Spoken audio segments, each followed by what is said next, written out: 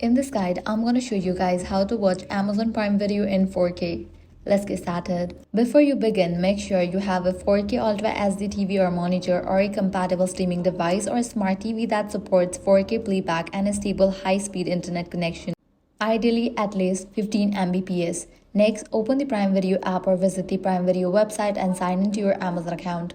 Browse for a movie or TV show that includes the UHD, 4K or Ultra HD label, as only supported titles are available in 4K resolution. Select the title and start playing it. Prime Video automatically streams in the highest quality your device and internet connection can support, so there is not a manual setting to enable 4K. If the video is not playing in Ultra HD, check that your streaming device, HDMI cable if you are using one, and TV all support 4K and SDCP requirements. It's also a good idea to verify that your device software and the Prime Video app are updated to the latest version. So that's it. This way you can easily watch Amazon Prime Video in 4K. If this guide helped you out, do not forget to like, share and subscribe.